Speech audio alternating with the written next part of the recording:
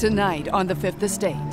Each year, hundreds of children from Ontario's remote First Nations communities are forced to leave family and home to pursue what the rest of the country takes for granted, a high school education.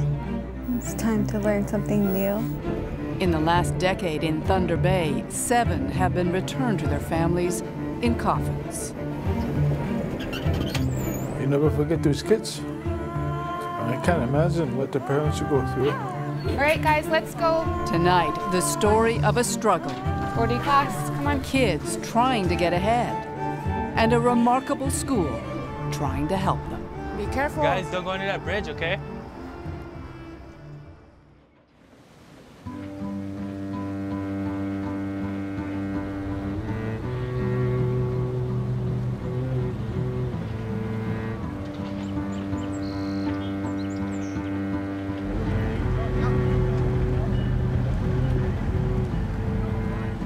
It's spring thaw in Thunder Bay, and a scene that has become heartbreakingly familiar. A search of the city's rivers for another First Nations teenager gone missing. 7 kids have died here in the last 10 years, 5 of them pulled from the water. All had been drinking, and all had come here to go to school. Next stop, Churchill and Henlock. If you're young and Aboriginal and born above the 48th parallel in Ontario, chances are you're going to end up at Dennis Franklin Cromarty School, like sisters Starleen and Sylvia Meekis. Oh my God, I'm freaking out. Just kidding. Chill, man. Holy, you still working here? I'm still working here. Holy. Hi, Star. I'm alright. They've just arrived from the tiny First Nation of Deer Lake, 600 kilometers away. Do I have to take native language again? There's no high school in Deer Lake, so getting an education means having to leave home, even if you're 16, like Sylvia. What do you think it's going to be like? Scary. Scary. Yeah? What are you scared of? Just what it's gonna be like. Older sister Star knows what it's like and how difficult it can be. Last name? Meekis. Starleen? Starleen. She first came to DFC 2 years ago, but lasted just 2 months before being sent home. There you go. Check it out. She's back, determined to get the piece of paper she believes is a ticket off the reserve. Thank you.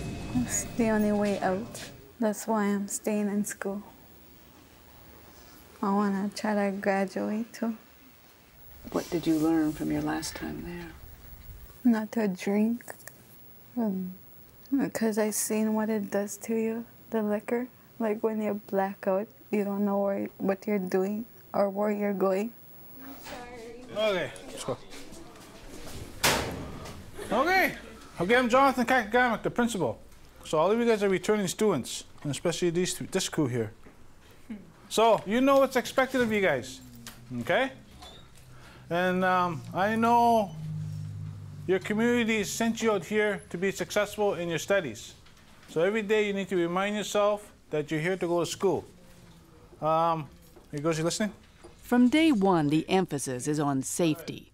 All but one of the Aboriginal students who died in Thunder Bay attended the school, and Principal Jonathan Kakagamak is doing everything to ensure there's not another. So I'm looking forward to a good year, but we need to be safe. You can't leave no one behind, all right? It's very important, okay? Hey, have a good day. Paint me a picture of your typical kid who comes in here for the first time, the challenges they're going to face. It's high trauma to their well-being through tragic events in their life. Like, we have a high suicide rate in our region, and a lot of our kids have lost loved ones to suicide and tragic deaths. And a lot of our kids don't have the coping skills that will help them to adjust.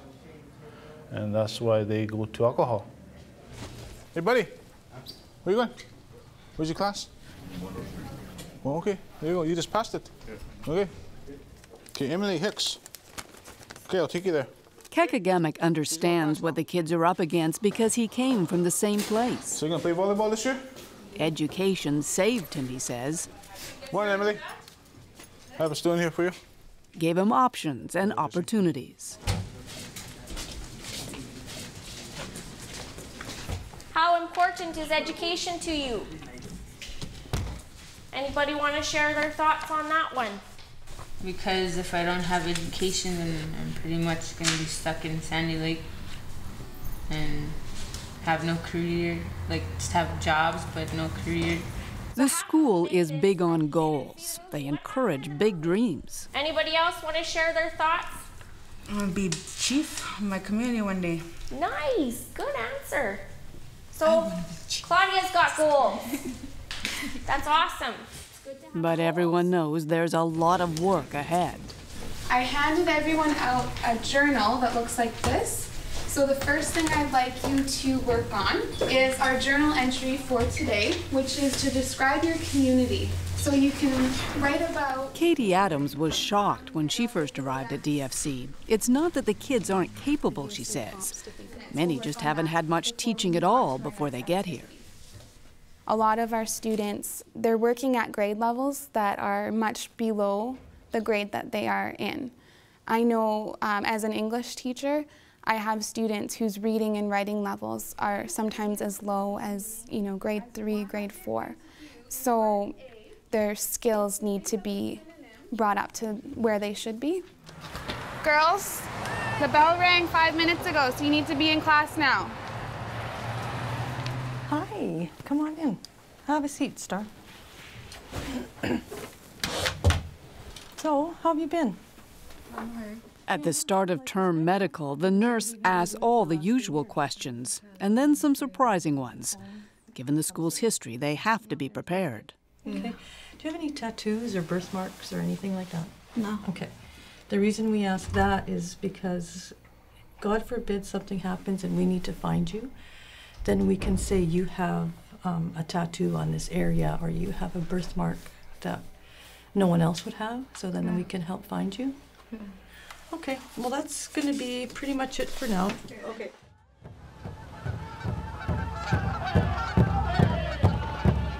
The deaths, like the river, are a constant here, permeating each new school year. It starts with a memorial to the 7 no longer with them.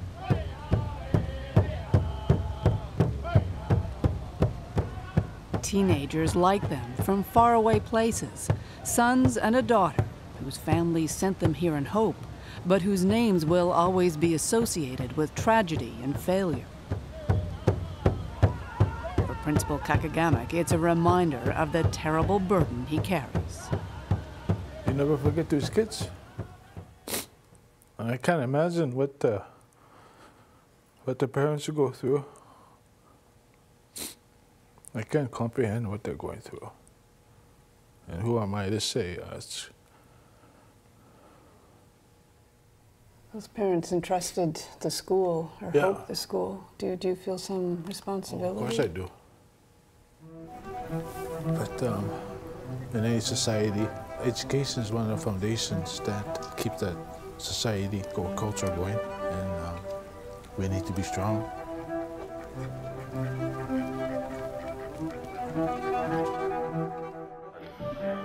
When we come back, the last boy to drown, somebody on the bridge, and the efforts to ensure there won't be another. Don't drink around the river, okay? It's too dangerous.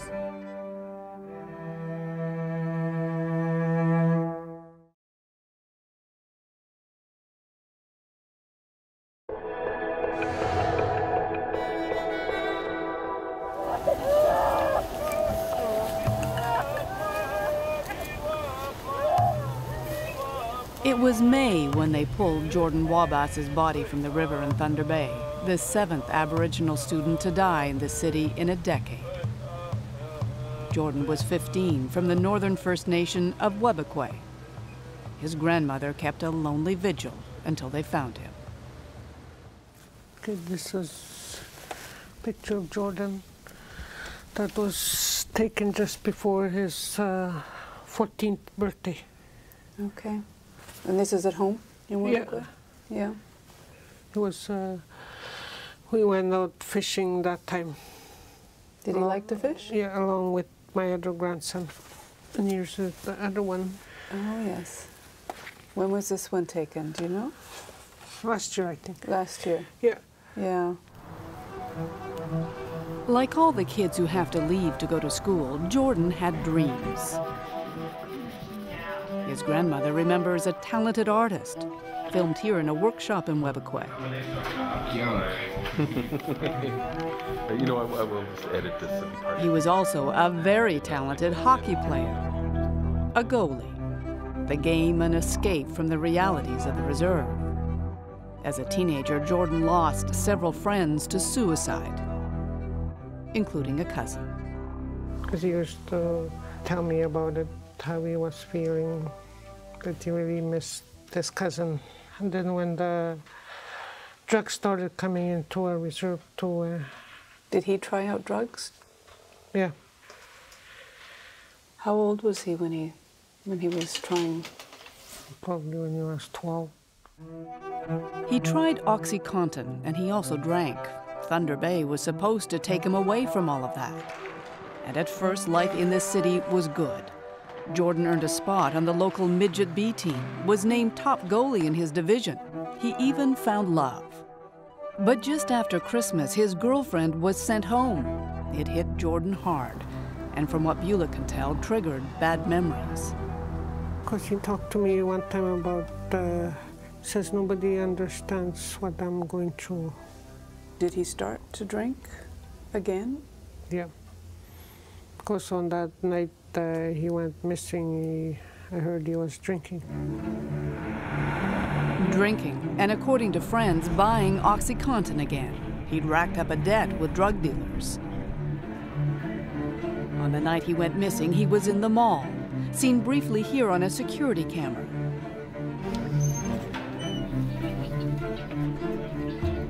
Witnesses later saw him on a bus. It was his usual route home, and at 10 o'clock he got off at his usual stop, alone, 6 blocks from the river. It was the last time he was seen alive. How Jordan ended up in the river is still a mystery. Did he fall, jump? Was he chased? In the months that followed, his grandmother contacted all of Jordan's friends on Facebook, but she's still no closer to knowing how and why he died. He was going home, and he never got there. So the big mystery is, what happened? It's hard to say right now. All I wanted to know is why it happened. Because I got younger grandkids, and they need to know what happened.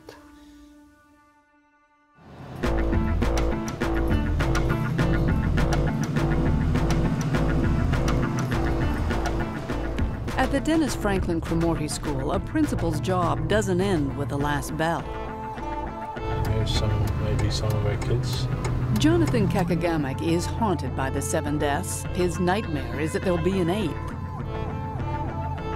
And so night often finds him out on patrol, checking the bridges and the riverbanks where the drinking happens. You want to go around? I'll drop you off on that bridge. All right. Meet you on the other side. Okay. On this night, he's even brought his wife along. Alistair, there's no students under there? No, this is my friend there. What? There's some kids under the bridge on the other side. Yeah? But I'm not sure who they are. I think it was that group that was walking that way. Are they okay? Yeah, they seemed okay. Are they drinking? I don't know, maybe.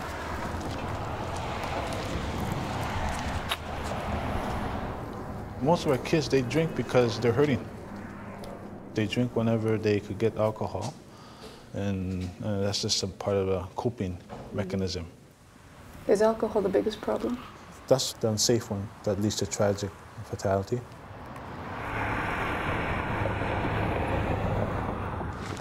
That way? Yeah, this way. It's not just Jonathan who's out looking. Part of the school's budget goes to hiring patrol teams. Students are often away from home for the first time, with little supervision, and in a city where temptation is everywhere. A lot of Band-Aids, needles, even the rubber band. We should maybe check up on poor girls going there. Go ahead. Hey, we're on Decent May on the Max Street. We see a lot of students here. I don't know if they're drunk or not. Hi, where'd everybody go? They went over there. They know they can't stop them from drinking. What's in the bags? Nothing. Where you running? Catch your cops. Well, what are you worried about the cops for? They're not doing nothing wrong. Okay, who are you? Just for me to know, I need to find out. Okay. Yeah, Whiskey Jack, but that's not her. So I don't see any of them in here. But we broke their bottle anyways. We ran it over. That's a shame. So they don't have no more alcohol. Is there a jacket hanging up over there? I have a sweater up there. Yeah, see? In this game of cat and mouse, the kids are always one step ahead. Oui. Okay, they're coming out. What they must do, though, is keep them away from the rivers. There's no high school students here, and we're all old enough. And we guys shouldn't be drinking around here, okay? Why the fuck not? Because you could slip. One of you could slip and end up in the river. So you want us to leave then? We don't want no one to fall in the river. You know what's happened before.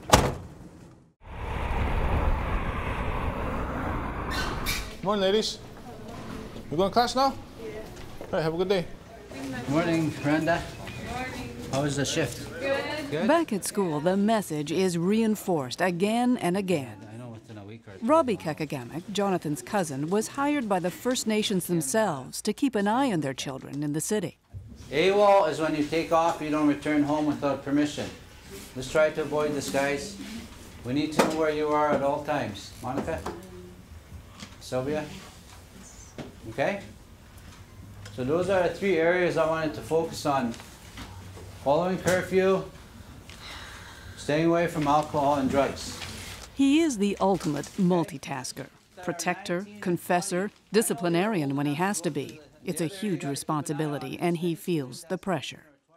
One of the parents came up to me and said, take good care of my son. You know, and that sticks with you, that kind of stuff. And I keep reminding the kids every day, be safe. Your parents want you to succeed. They don't want you to get hurt. They don't want anything to happen. Let's go for lunch. My phone's on 24/7. I sleep with my phone. I'm there to support our on-call if I need to go. And basically, I'm being a little bit of everything. Marcy? Yeah? Did Angie return home yet? No. What one? Hello? Jeannie? Huh? Is your boy out for high school yet? Jimmy, yeah? Yeah, and one of my students that's still in high school didn't go home last night, eh? Yeah? And we think she's with him. With Jimmy? Yeah? So anyways, do you know where Jimmy's staying? Jeremy's house. Jeremy. I might have a lead on Angie. Okay, well, let me know. Okay. The possibility that even one student might fall through the cracks is enough to get them back out combing the streets again. Okay, 500. Hi. Looking for your brother, Jimmy. Jimmy? Yeah. He's not here? I just need to find Angie, make sure I see her if she's okay. Oh, yeah. Is that your number? Yeah. Okay, call me, even if Jimmy doesn't want to call me. There's that uneasiness until you find out that your kid's actually okay. And especially with some of the kids that we've lost in the past here in the last 10 years. So I know as a parent I'd want to know right away that the kids are okay if they didn't go home the night before. A few hours later, Angie shows up. Crisis averted. But there will be consequences. DFC has a 3-strike rule. 3 strikes, you get sent home.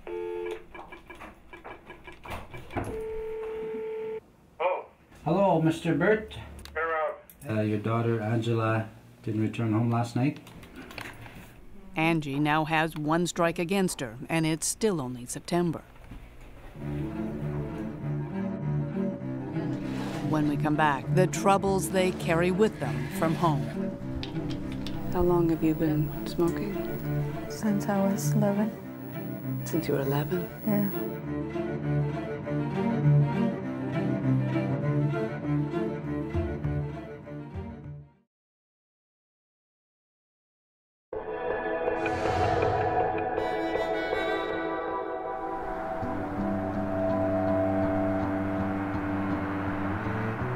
Someone in the tiny First Nation of Deer Lake has a sense of humor. A 2-hour flight from Thunder Bay, this is not Hollywood North, but another Aboriginal community struggling with the all-too-common problems of isolation, poverty, and an addiction rate estimated at more than 40%. Starleen and Sylvia Meekis grew up here, but like most kids in Ontario's remote reserves, once they finish grade 9, they have to go away if they want to graduate. I found 5 really good ones.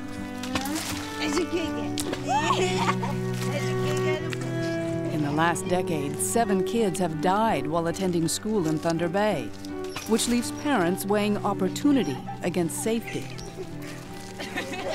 Starleen and Sylvia's mother, Shirley. I never had a chance to go out for high school, so I want them to experience things I didn't have a chance to do. Why did you not have a chance to do it? Because I was pregnant when I was young. What's the thing you worry about the most, Shirley? They won't go missing like those other people. It's not something the girls think about. They're excited to leave, and it's not hard to understand why. The family dynamic is difficult. What? It still looks kind of red. Okay, leave it. Children, grandchildren, nieces and nephews, all making do with the little they have. Mom. Yeah, we're gonna eat my mom. All facing their own demons. As the oldest daughter, Star has often had to be mom, when her own mom just couldn't be. She had me when she was only 15. Makes me sad to think of how I came to be. How you came to be? Yeah. What do you mean? My mom always tells me that my dad raped her.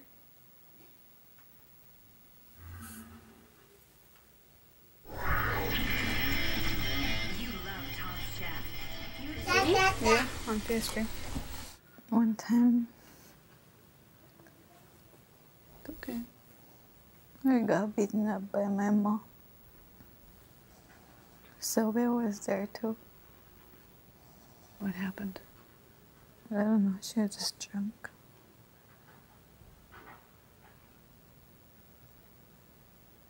How did you feel about that? I don't know. I didn't even come out of my room all day that day. I just stayed in my room and just blocked myself in here.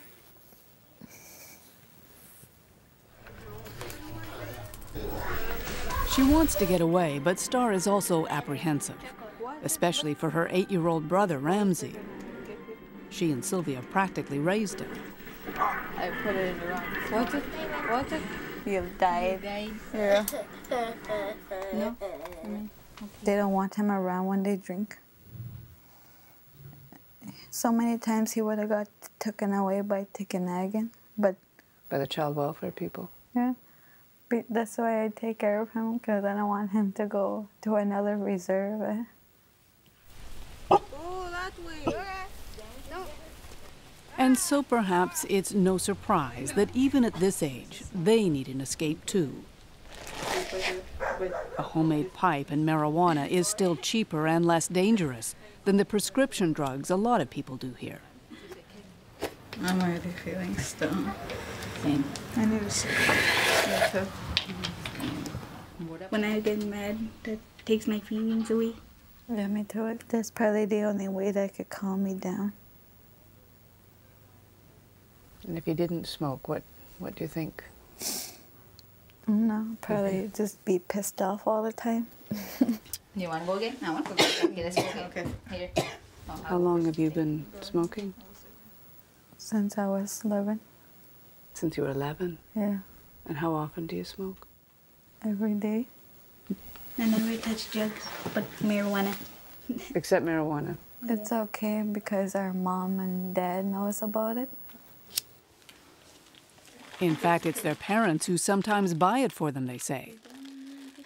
But they know it won't be tolerated in Thunder Bay. You think you're going to be able to stop doing this? Probably, I hope so.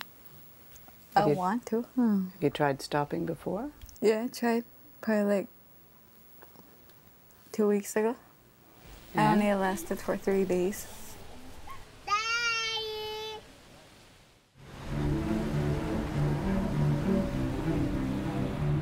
Life in Thunder Bay could not be more different. Look at this thing, it looks nice.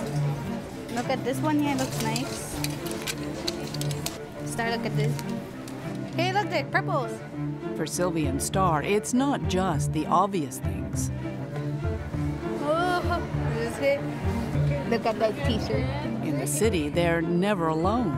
It's crowded, a lot of people around. So many people I don't know. How's it for you, Sylvia? It's all right. Just alright. Yeah. Aren't you scared? Like, Kinda. so much eyes over here.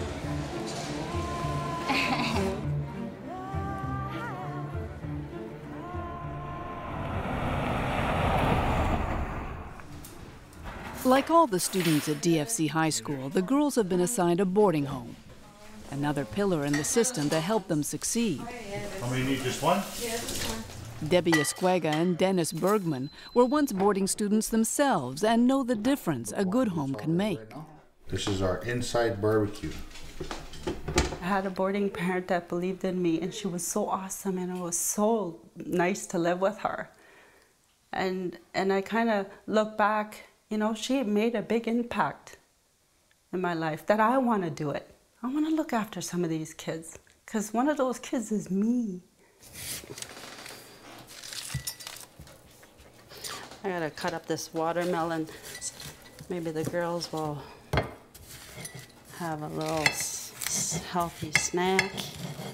You know, I went through my struggles, and I'm sure everybody does. And it's kind of, for my experience, I believe they're gonna make it.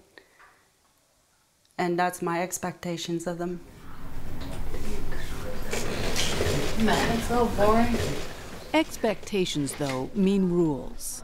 No drinking, no staying out past curfew, no smoking marijuana. Star's plan to quit isn't working. I don't like the rules, because in there, like, I had no rules at all. I don't live by rules. I just do whatever I want, when I want. So what can't you do here? I can't smoke. That's the only thing I want to do. Smoke what? Marijuana. Some days, real home seems very far away.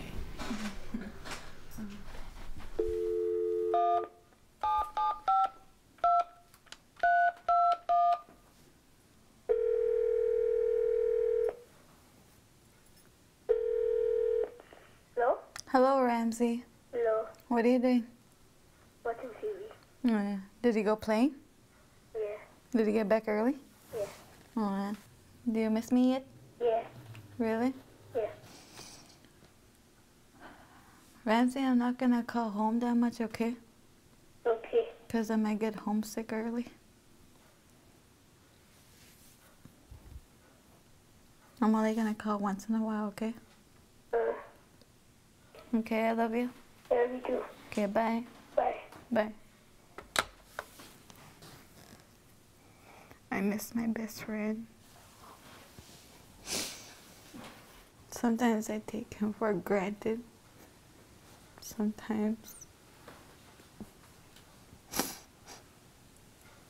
But now that we're separated, I just, I don't know, I miss him so much. I'm lucky to have a little brother and a little sister.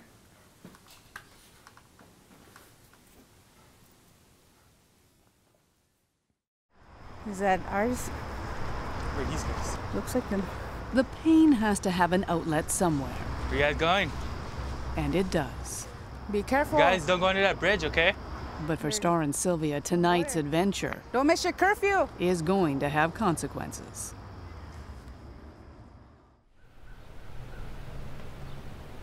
I got drunk last night. Then I came home. Why did you get drunk? It just happened. I didn't think it would happen, but it just did. Do you think you're going to be punished for it? Probably. I'll probably be grounded. Emmett will probably be grounded. I says, you have your little sister Sylvia, you know, out with you this evening, with you being, you know, drinking, and did she have anything to drink too? And she says, yeah, she just had a beer. I says, she's only 16 and you're older than her. I says, you know, that's not right. You're here to, you know, make her feel comfortable here in the city. You know, it's her first year. I come in the yard and I found this bag tucked underneath my steps right here. And inside, I talked to Debbie and I says, geez, I wonder whose bag this is, and I probably know what's in there. And sure and lo and behold, some strawberry pineapple hard lemonade,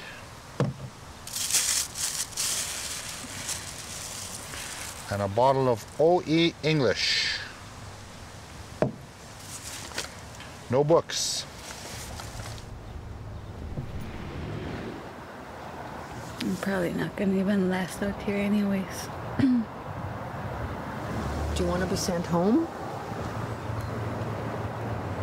Kinda.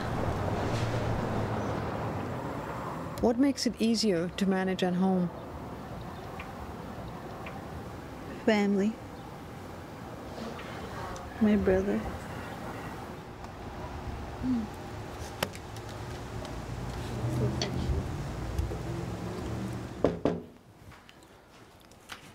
In the end, it's Robbie, the school counselor, who's called to arbitrate. Hi, Robbie. Hey, Debbie. How's it going? Long time no see. Yes. Did you have a good summer? Good. Yeah. You want to sit by your sister? Hey. Good afternoon. I heard you guys had some challenges last night. Well, I didn't drink that much though. Okay. Not like how I overdo it, like when I just drink a whole 60 to myself. Oh my. Only had 3 beers. Okay. 3 or 2 at least. Okay. And she only had a cooler. Okay. I didn't want that much. Yeah. You're taking ownership of what you guys did yesterday, even though it's not something that we like our students to do. Yeah. What kind of actions are we going to take for last night? Okay, I think I'd like to, I don't want to come off like somebody, like a warden type of thing. Maybe you should just excuse the girls and... Or, if you don't mind, I'd like to include them. Yeah, okay. So they can have more ownership of their consequences. Yeah. So what do you think's fair? Sylvia? For what happened last night?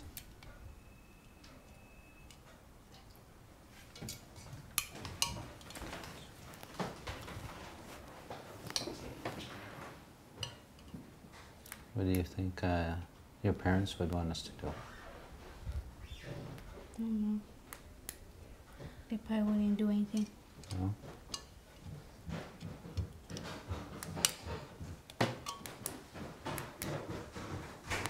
You guys never get grounded? No? They do get grounded for 3 days. More than ever, Star understands the kids who went missing in the river. We probably were thinking that drinking will make the pain go away, but it doesn't. It just makes things worse. What's the pain that they want to go away? No, probably family problems, or they're struggling with themselves. Do you know that pain? Yeah, I know it.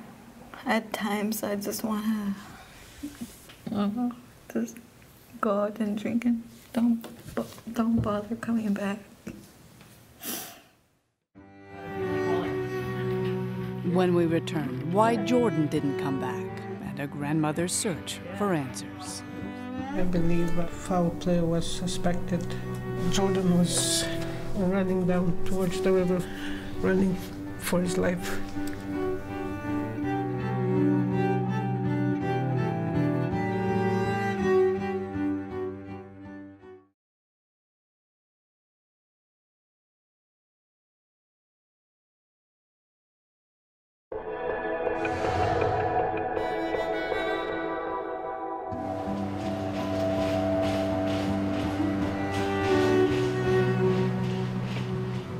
Wabas's grandson, Jordan, has been dead for nearly 9 months, and still she has so many questions. Unofficially, she's heard a lot of things. That Jordan had a drug debt, that there were other footprints near the river where he drowned. Chris Adams says we chatted on the phone. She's come all the way from Webequie to Thunder Bay's police, looking for answers. In regards to my grandson, Jordan Wabas, what evidence did you find out after the body was found? There was evidence of identification found on Jordan. Clothing that he was wearing when he was found matched the description that was given when he was reported missing. There was no other evidence to suggest that he had any altercation or was assaulted or anything like that. What about after the postmortem? A determination from the pathologist was that Jordan drowned. As for myself, I believe foul play was suspected. I found out that Jordan was running down towards the river for no reason, running for his life.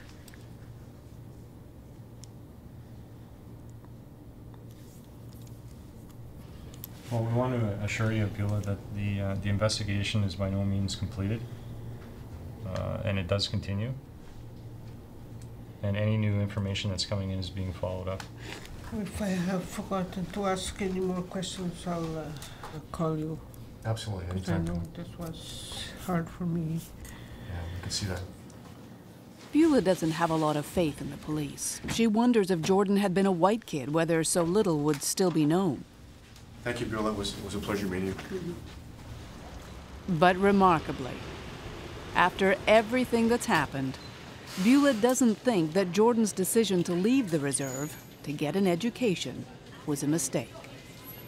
Do you think he would have been better off had he not come here? No. No? Of course, I knew that he would have to learn to be on his own and to be living with different people. And that would be good for him. That's part of life for everyone.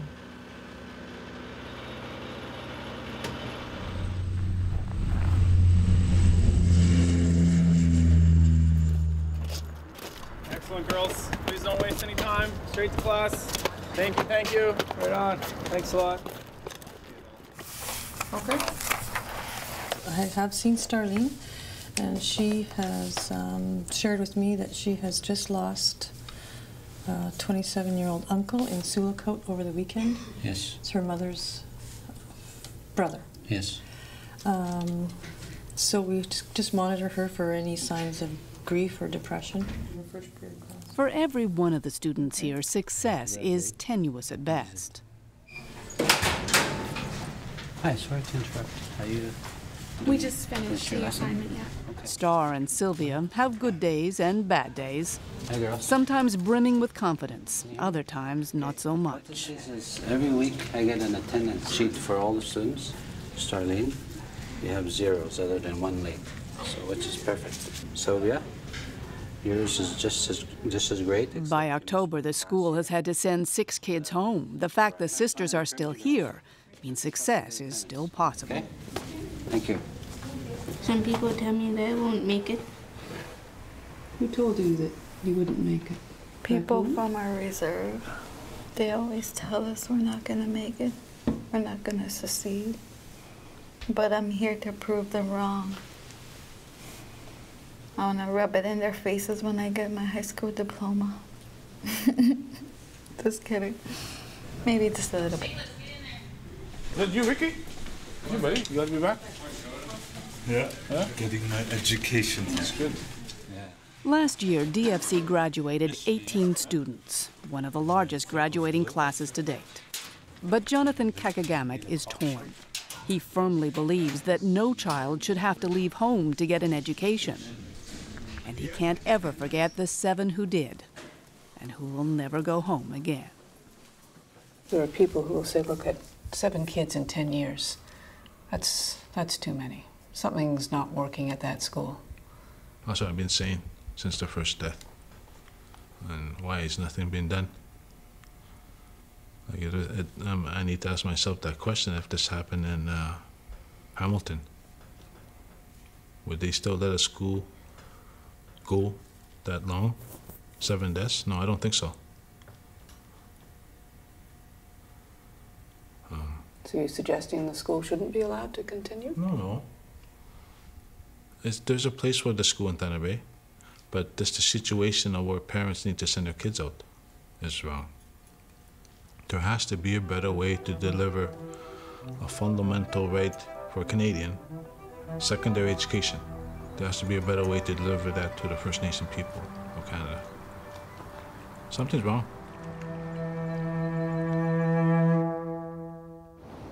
Ontario's Northern First Nations are demanding some kind of an investigation into why so many of their teenagers have died in Thunder Bay. A coroner's inquest that was supposed to have been held years ago dissolved into legal wrangling and has yet to be rescheduled. Now there are calls for a public inquiry, although Ontario's government remains non-committal. Stay with us. The Fifth Estate will be back.